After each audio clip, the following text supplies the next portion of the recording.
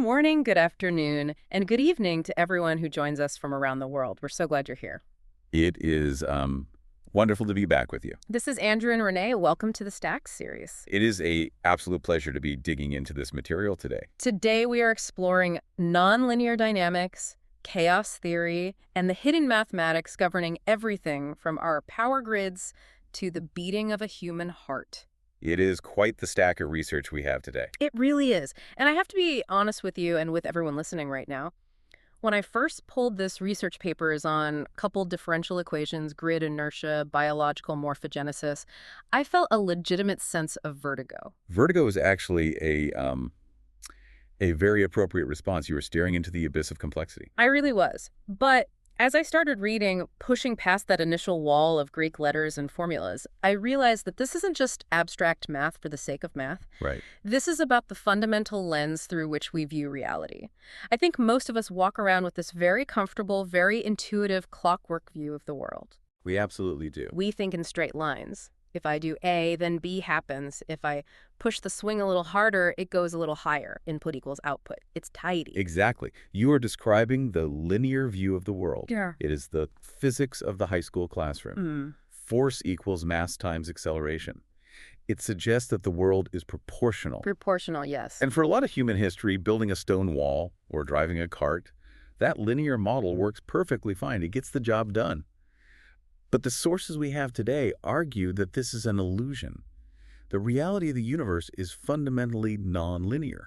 And that is the tension we are exploring today. We rely on these linear models because they are solvable. They are neat. We can put them in a spreadsheet and get a projection for Q3. Right, because we like predictability. But the sources suggest that the most interesting and frankly the most dangerous systems simply do not play by those rules.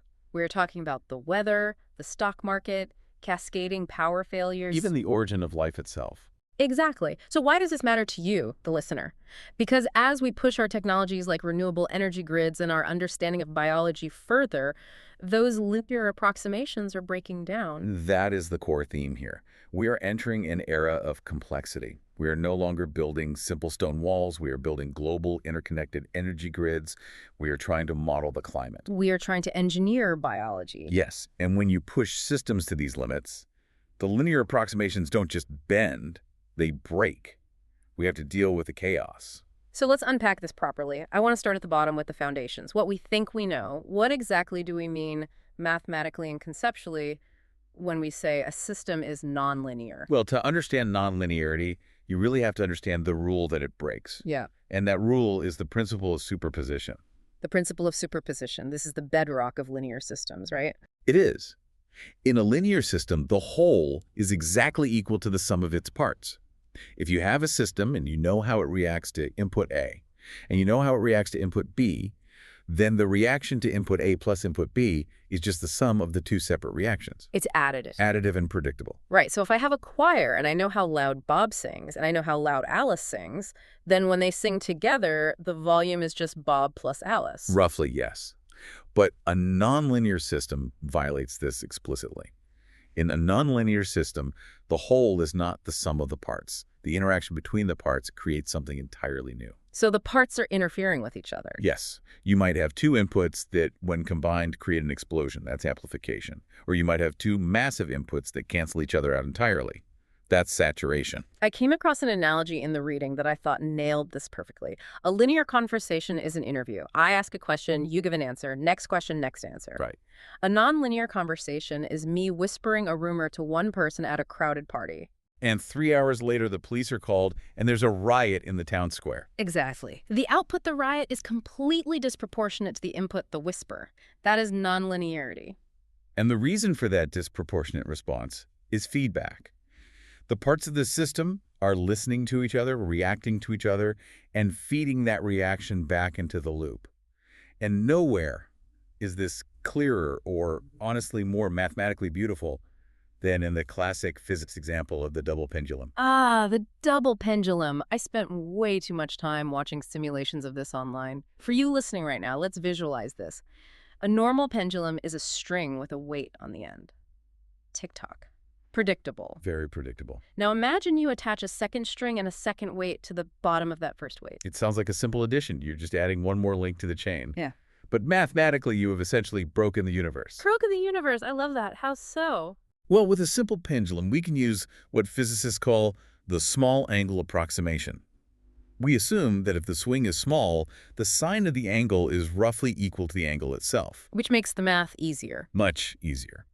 It turns a wildly difficult differential equation into a simple algebraic one. It makes the future easy to calculate. It's the clockwork model. I can tell you exactly where that single pendulum will be in 1,000 years. But with the double pendulum, you cannot use that approximation. The restoring forces, gravity pulling it back down, are not linearly proportional to the angles. The motion of the second pendulum depends entirely on the position and velocity of the first. But at the same time, the first one is being affected too. Exactly. The motion of the first is simultaneously being dragged around by the momentum of the second. They are coupled. They are coupled differential equations. You cannot solve for one without the other. And because of the nonlinear terms in those equations, you cannot find a closed-form solution.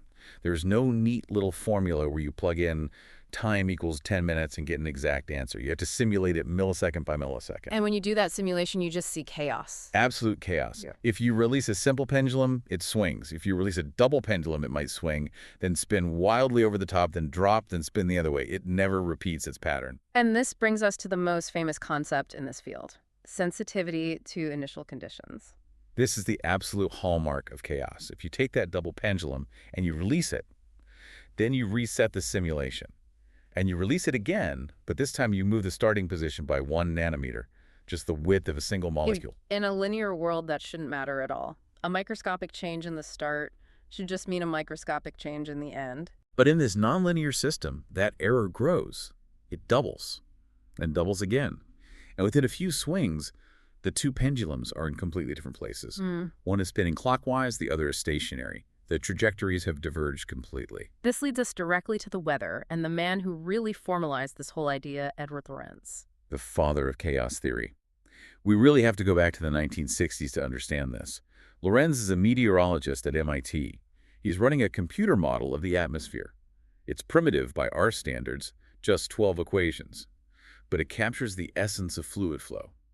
Convection, temperature, pressure. And the story goes that he wanted to rerun a forecast to see what would happen further out in time. Right. But computers back then were incredibly slow. He didn't want to start from the beginning, so he looked at a printout from the previous run, grabbed the numbers from the halfway point, typed them back in, and went to get a cup of coffee. But there was a catch. The computer worked with 6 decimal places, but the printout only showed 3. Exactly. So instead of typing 0.506127, he just typed 0.506. He assumed that a difference of 1,000th of a unit, a tiny rounding error, was totally irrelevant. It's like a gust of wind in a hurricane. It shouldn't change the path of the storm. But when he came back with his coffee, The weather pattern was completely different. entirely different. The trajectory had diverged. That tiny difference had been amplified by the nonlinear equations until the two weather systems looked like they belonged on different planets. And this is the butterfly effect. Yes. The idea that a butterfly flapping its wings in Brazil can set off a tornado in Texas. People think it's just poetry, but it's a strict mathematical statement about the amplification of error in nonlinear systems. I want to dig into a specific term from the source material that defines this limit, the Lyapunov time. Because I think people hear chaos and they just think random. But this isn't random, is it? No, and that is a crucial distinction to make. Chaos is strictly deterministic. If you knew the exact starting position to infinite decimal places, you could predict the future forever. The problem is we can't measure anything to infinite precision. The Lyapunov time is essentially the event horizon of prediction. How is it actually defined in the math? It is defined as the time it takes for two trajectories that started close together to diverge by a factor of e, which is roughly 2.7. Or, more simply, it's how long it takes for your measurement error to blow up and multiply by 10 in phase space. For the weather, the Lyapunov time is about a week, maybe 2 weeks max. So that's why no matter how big our supercomputers get, we can't forecast the weather a month out. We never will. Yeah. It is physically impossible. Even if we covered the entire Earth in sensors measuring temperature every single inch, there would still be a tiny gap between sensors. That gap is the initial error, and the chaos will take that error and amplify it until it consumes the entire forecast. The Lyapunov time is a hard wall. It's an information limit, not a computing limit. That is a deeply humbling thought. But we have to pivot here because not all nonlinear systems are chaotic. Some of them are surprisingly stable, but in a very weird way. The sources mention something called the van der Pol oscillator. Yes. This is crucial because it explains how biology survives in a chaotic universe. Mm, The van der Pol oscillator was originally studied in the 1920s to understand electrical circuits, specifically why early radios would sometimes make these awful buzzing noises. It's known for something called relaxation oscillations. Right. Imagine a system that slowly builds up tension integrating energy and then suddenly discharges it, like a capacitor charging up and then firing, or water slowly filling a tipping bucket until it spills. Or a heartbeat. Exactly. The heartbeat is a perfect relaxation oscillation. The neurons firing in your brain are relaxation oscillators. What makes the van der Pol system fascinating is how it handles energy. It has what we call negative damping. Okay, walk us through that. Damping usually means friction, right? It takes energy out. If I stop pushing a swing, damping stops it. Correct. In a linear system, damping is constant. But in the van der Pol system, the damping is nonlinear. When the oscillations are too small, the damping is negative, meaning it actually adds energy pushing the swing higher. But when the oscillations get too big, the damping becomes positive and sucks energy out. So it's a self-correcting mechanism. If you're too slow, it speeds you up. If you're too fast, it slows you down. Exactly. And the result is that the system settles into a limit cycle. It's a closed loop in phase space. No matter where you start, high energy or low energy, you will eventually be pulled into this specific stable rhythm. This is how your heart keeps a steady beat, despite all the noise and chaos happening inside your body. It is stability born entirely from nonlinearity. So we have chaos where things diverge and become unpredictable. And we have limit cycles where things are forced into a stable rhythm. And that distinction between chaos and stability seems to be right at the heart of the active debate we need to get into next. It is. This is where the rubber really meets the road. We're taking these concepts from textbooks and applying them to the giant machine that keeps our entire civilization running, the electrical grid. And the sources suggest we are heading into a perfect storm. Let's move into that active debate. The context here is the energy transition. We are moving from big, heavy spinning turbines, coal, nuclear, hydro, to solar panels and wind. Why does the fundamental physics of that change matter so much? It's all about inertia. Those old fossil fuel turbines are massive metal cylinders spinning at 3,000 or 3,600 RPM. They have huge kinetic energy. If a power plant down the road fails, that spinning mass doesn't stop instantly. It keeps spinning. It acts as a massive shock absorber for the grid.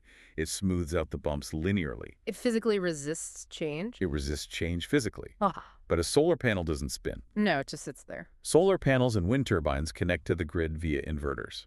These are electronic devices. They have zero physical inertia. They do exactly what their software tells them to do, instantly. So we are losing our physical shock absorbers just as the weather, which drives the wind and solar, is becoming more volatile. And just as we are adding massive new loads to the grid, like AI data centers. Exactly. The source navigating the grid's perfect storm points out that we're trying to control this new jittery grid using the old linear rulebook. We use PID controllers. Proportional integral derivative. These are the standard control loops used in everything from home thermostats to cruise control in your car. And they work great if you stay near a stable equilibrium point. They assume that if the frequency drops a little, you just push it up a little. It's linear. But as we just discussed, nonlinear systems don't work that way. If you push a nonlinear system that is near a tipping point, it might not just move back. It might collapse, or it might oscillate wildly. This leads directly to the debate about fidelity and modeling. One of the paper's Analysis and Stability of Modern Power Systems discusses this trade-off. We have these simplified linear models that run fast, and we have these high-fidelity nonlinear models that take forever to run. That's the core dilemma right now for engineers. If you use the simple model, you might entirely miss the transient dynamics, the split-second interactions between inverters that actually cause a blackout. But if you try to model every single inverter in the U.S. grid with full nonlinear differential equations, you'd need a supercomputer the size of the moon. There was a really specific detail in the Nazari source about power system stabilizers, or PSS. These are the devices meant to stop oscillations on the grid. And the paper talked about robust control versus adaptive control. I want to dig into that because it felt like a massive philosophical battle in engineering. It absolutely is a philosophical battle. The robust control camp are essentially the pessimists. They use a technique called H-infinity control. They look at the grid and say, we don't know exactly what the parameters are. The load changes, the lines heat up, the wind stops. So they define a polytope of uncertainty. The paper specifically mentioned a polytope with 32 corners. I love that detail. Imagine a shape in 32 dimensions. Each corner represents an extreme scenario. Yeah. Maximum load, minimum load, a line down, a generator trip, and so on.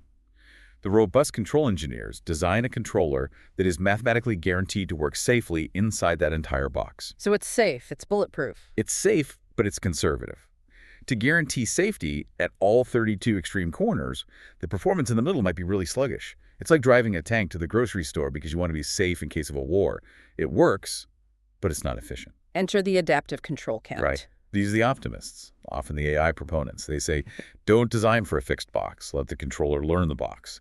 They want to use algorithms that update their own parameters in real time based on what the grid is actually doing second by second. But that scares the living daylights out of the utility operators. For very good reason. Adaptive control is inherently nonlinear. If you have an AI controller changing the rules on the fly, you introduce the massive risk of mode interaction. What if the AI adapts to a frequency oscillation in a way that accidentally amplifies a voltage oscillation somewhere else? You get a resonance loop. You get a resonance loop that no human engineer predicted because the controller learned it 5 seconds ago. This is the danger of black box AI in critical infrastructure.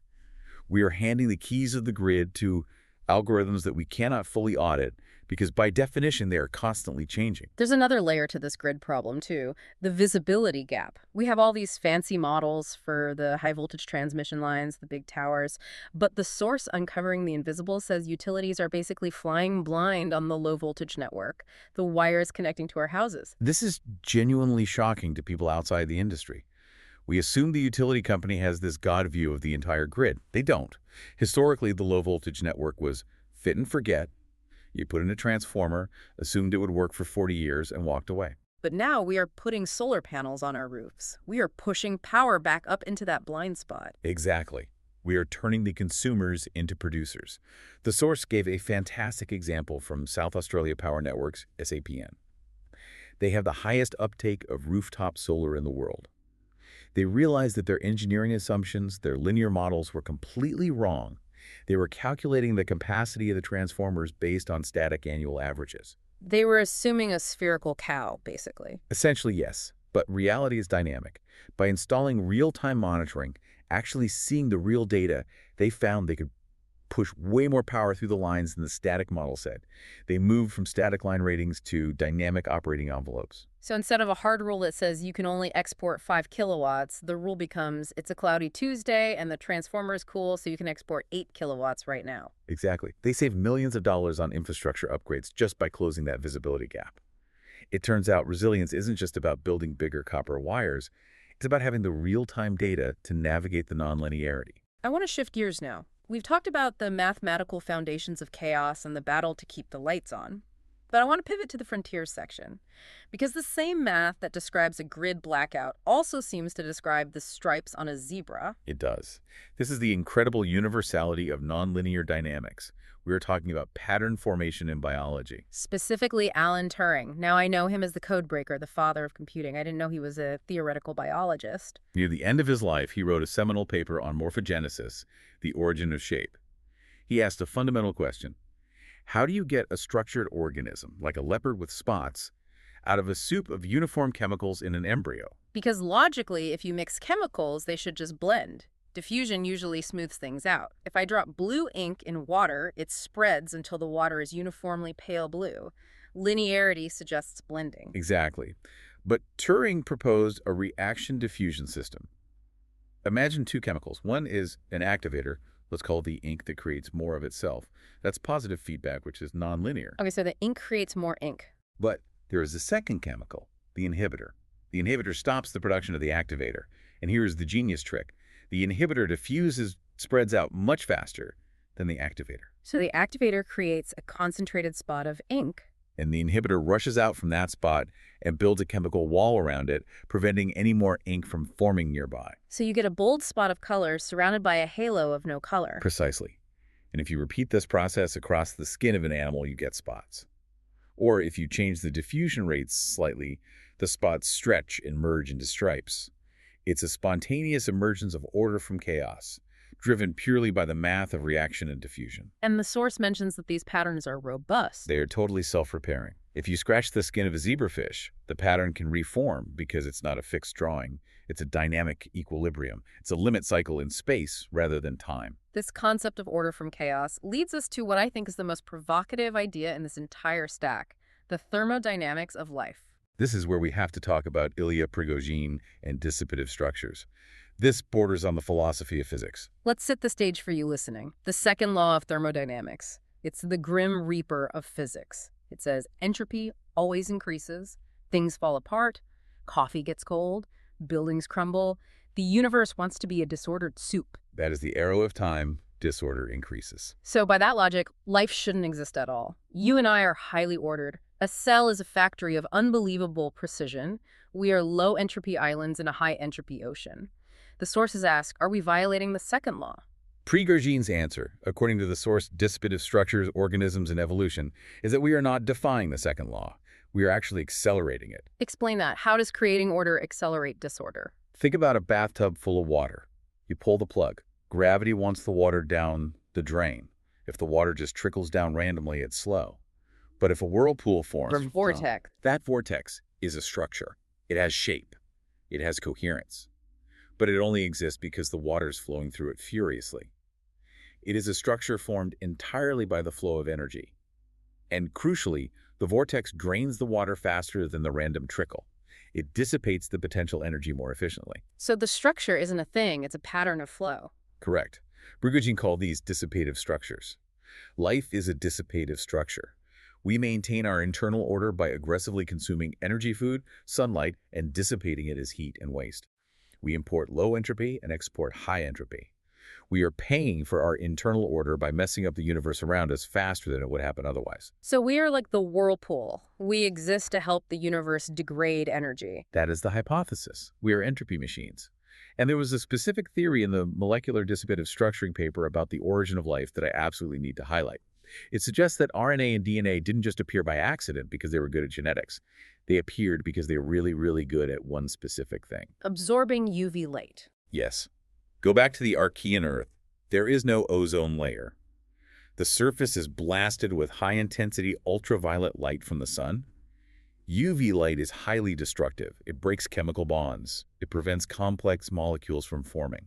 So how could life possibly start in that environment? The theory suggests that the precursor molecules, the nucleobases like adenine and guanine, were evolutionarily selected because they are incredibly efficient at absorbing UV photons and dissipating that energy as heat into the water. So they act like microscopic lightning rods? Exactly. They capture the photon and relax internally in femtoseconds, that's quadrillionths of a second. They turn dangerous UV light into harmless heat almost instantly. The theory is that nature selected these molecules not to carry a genetic code originally, but to act as a planetary sunscreen to dissipate the solar energy. That turns the whole idea of evolution on its head. We aren't a lucky accident struggling against a hostile universe. We are the universe's mechanism for following the laws of thermodynamics more efficiently. We are the path of least resistance for entropy. And that principle that flow creates structure applies to everything. It applies to the Turing patterns on a zebra, the limit cycle of a heart, and yes, to the stability of the power grid. Speaking of the grid, let's loop back to that. We talked about the problems, but the frontiers section also mentions solutions. If we accept that the grid is nonlinear, how do we use that to our advantage? The Advanced Grid Technologies source from the NGA talks about superconductors. These are the wires that, when cooled with liquid nitrogen, have zero electrical resistance. Effectively zero. This is a massive game changer because it removes one of the biggest linear constraints on the grid thermal fag. Normal wires get hot when you push power through them. They physically expand, they sag down. If they touch a tree, you get a blackout. That was the root cause of the huge 2003 Northeast blackout. It was a major factor. But superconductors don't heat up. They can carry 5 times the AC power or 10 times the DC power of a normal wire. It allows for a massive flow of energy, a huge dissipative structure, if you will, without the physical penalty of heat. And then there's dynamic line rating, which we touched on with the South Australia example. This feels like the visibility solution scaled up. It is. It's about moving from static rules to dynamic reality. Instead of a manual saying this wire can take 100 amps all year, it's sensors saying the wind is blowing, the wire is naturally cooled, give me 150 amps today. And the regulatory landscape is finally catching up to this math. Slowly, but yes. FERC Order 1920 is heavily featured in the stack. It's pushing transmission providers to actually look at these alternative transmission technologies. It's shifting the mindset from simply build more copper to make the copper smarter. Which brings us to the implications. The so what section for all of this? We've covered a ton of ground, from the double pendulum to the origin of RNA. But what does this mean for us as a society trying to navigate a complex world? I think the concept of basin stability is the single most important takeaway for governance and risk management. Remind us again, the basin is the safe zone. Think of a ball rolling in a valley, a basin. If you push the ball, it rolls back to the bottom. That's stability. But in nonlinear systems, that basin has an edge. If you push the ball too hard, it rolls over the ridge and crashes into a completely different valley, maybe a grid blackout or an economic depression. The source, large deviations of the basin stability, talks about how we are actively shrinking that basin. Exactly. We optimize for efficiency. We want just-in-time supply chains. We want the power grid to run at 99% capacity to save money. When you optimize for efficiency, you make the walls of the basin steeper, but you often make the basin itself much smaller. You're robust against small shocks, but extremely fragile against big ones. So we are basically running our civilization at the edge of chaos. We are. And the source highlights that correlated failures are the real danger. In a linear world, if one thing breaks, it's isolated. In a nonlinear network, if one thing breaks, it pulls down its neighbors. Like the soliton wave mentioned in the reading. Scott Russell's wave, the wave that doesn't die. In water, it's a curiosity. In society, a soliton is a panic, a rumor, a bank run. Because of the nonlinear connections in social media and finance, a disturbance doesn't just fade away with friction. It can travel intact and highly destructive across the whole system. So if we can't predict the long term because of the Lyapunov time, and we are prone to these soliton waves sweeping through society, how do we control anything? Is control just an illusion? Control, in the old sense, strict command and control, is absolutely becoming an illusion. You cannot force a chaotic system to do your bidding by just shouting louder or writing a stricter linear rule. So what's the alternative for us? Resilience, self-organization. The lesson from biology is the flock of birds. The murmuration. There is no CEO bird. There is no central controller telling bird number 452 to turn left at 3 p.m. Each bird just follows simple local rules. Don't bump into your neighbor. Match your neighbor's speed. Move towards the center.